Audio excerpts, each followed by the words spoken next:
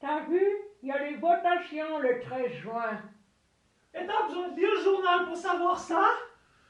On en parle depuis 6 mois.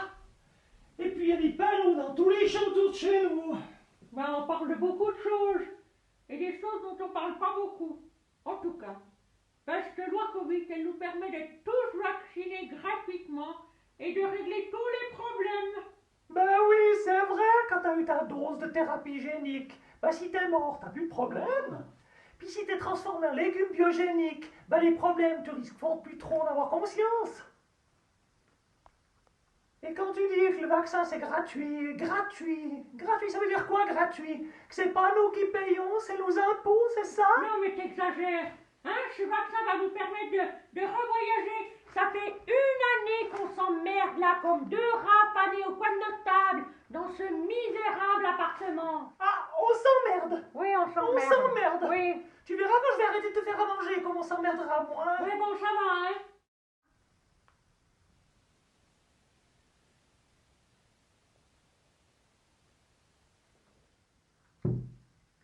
Tu sais que si tu te vaccines, tu risques de me contaminer avec le virus mutant que ton corps aura créé, qui dit le professeur Montagnier? Non mais ces gens, c'est tous des complotistes. Ben ça s'arrange pas. Les conspirationnistes qu'on dit. Oui, ben le principe de précaution serait qu'on ferait mieux de les écouter un peu plus, ces gens, au lieu d'écouter cette soupe toujours la même qu'on nous balance depuis des mois sur les médias mainstream. Quand je pense qu'on paye ses rafles pour ça, non de bleu.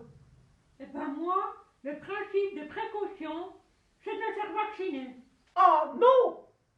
Ça, c'est pas le principe de précaution, ça. Ça, c'est le principe de bénéfice-risque. Les risques pour nous, puis les bénéfices pour la pharma et pour tous ces petits copains complices qu'elle arrose si généreusement. Non mais c'est n'importe quoi. Hein? Y a qu'à voir sur les plateaux télé, tous ces gens qu'on a vus qui disent tous que le vaccin c'est sûr et efficace. C'est quand même pas que des imbéciles qui n'ont pas fait d'études quand même. Ouh, ben je commence surtout à croire qu'il y a pas mal d'imbéciles qui ont fait des études. Ben moi, je voterai oui à la loi Covid. Et puis toi, ben tu voteras ce que tu veux. Oh, mais qu'est-ce que je te suis reconnaissant de me laisser voter ce que je veux. Quand je pense qu'à 60 ans, j'en ai pas le droit de vote. Mais dites donc, au fait, toi c'est déjà pourquoi que tu votes oui? Écoute ma Germaine, hein, si je vote oui, les aides financières, elles continuent. Et comme ça, je serai solidaire. Mais oui, bien sûr. Avant le virus, les aides financières n'existaient pas. On en viendrait presque à se réjouir qu'il y ait une pandémie pour avoir le droit de bénéficier de soutien financier. Juste pour te rappeler que ce qui a foutu le merdier mondial dans lequel on se trouve, c'est pas un virus, c'est les décisions politiques de gens qui s'intéressent plus au fric qu'à l'humain. Mais quoi, mais tu nies qu'il y a un virus dangereux et mortel qui circule? Mais non, c'est vrai que chaque fois que j'ai la petite épicerie, je dois enjamber des cadavres. Oh, mais tu peux quand même pas dire qu'il n'y a pas de morts, hein? Les hôpitaux qui sont pleins, les ambulances, tout ça. J'ai jamais dit qu'il n'y avait pas de morts. Je ne remets pas ça en question. Des morts, il y en a toujours eu. Mais les dépressions, les suicides, les cancers, les accidents, les petits-enfants à qui on dit qu'ils vont nous tuer s'ils nous embrassent, et pour nous sauver, il faut nous laisser seuls avec nos bûches de Noël. Il me semble qu'on n'est pas tellement venu nous demander à nous les vieux si on était d'accord d'être sauvés. Sauvés de quoi d'ailleurs? Du risque d'échanger de l'amour avec nos proches? Oui, bon, c'est bon, calme-toi. Oui, ben c'est toi qui as dit qu'on s'emmerdait depuis passer 1 an tout seul dans notre appartement.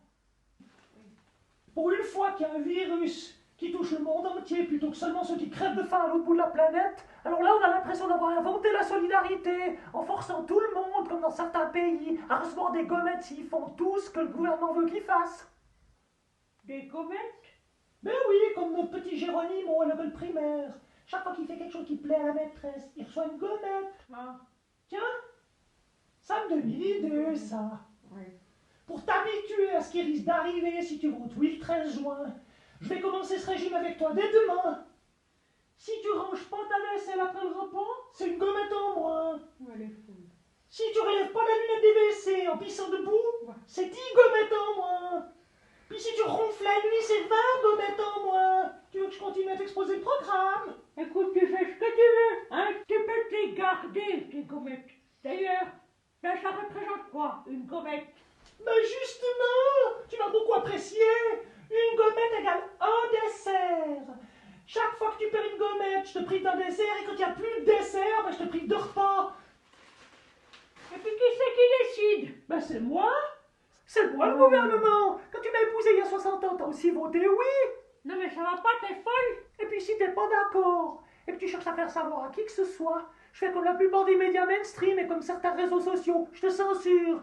Tu vas voir ce que c'est la censure. 100 gommettes de moins par-ci, 100 gommettes de moins par-là. Ouh, tu vas trouver bien vite agréable de m'obéir. Oh. Mais alors, faudrait que je vote non? Oh, mais faut surtout que tu te mettes à réfléchir par toi-même. Aller chercher les infos aussi ailleurs sur les médias mainstream. Et puis faudrait que j'aille aussi aller écouter tes lanceurs d'alerte alors. Bah oui, c'est important d'écouter les lanceurs d'alerte. Enfin, si on y arrive, parce qu'ils sont bientôt tous censurés par YouTube. Hein? YouTube? Oh, mais faut bientôt tout expliquer à toi. Que je parie que tu sais même pas ce que c'est qu'un QR code. Non, c'est quoi? Ça se voit que t'es pas retourné au bistrot. Non. C'est un téléphone portable, on te laisse plus rentrer.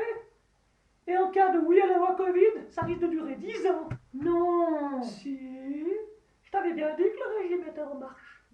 Non. Tu vois pourquoi faut voter non? Oui. Enfin, je sais pas. Mais dis voir, ma Germaine. Tu crois qu'on va pouvoir revoyager un jour ensemble en amoureux, toi et moi? Alors écoute, mon Jean-Jean. Si les gens votent oui à cette loi Covid, là-bas au gouvernement, ils risquent quand même bien de vouloir nous imposer ce certificat sanitaire. Il faudra attendre sans doute jusqu'en 2031 pour que le Conseil fédéral nous lâche la grappe. Si on n'est pas déjà au paradis ou en enfer d'ici là. Je dois dire, si je dois être l'éternité avec toi, je préférerais quand même que ce soit au paradis. Oh, je t'aime, ma Germaine complotiste. Moi aussi, je t'aime, mon doux endormi. Et à part ça, tu vas voter quoi le 13 juin? Enfin, je dois encore me renseigner un peu mieux, mais je te redirai. Mais tu sais quoi? Oui. Je crois que tu viens de gagner 10 gommettes. Oh, bah c'est une bonne nouvelle. Et puis un secret entre nous. Oui. Si par hasard tu votes oui le 13 juin, la loi Covid, mais je trouverais vraiment que t'es un vieux con. Oh. Mais je t'aimerai toujours. Oh.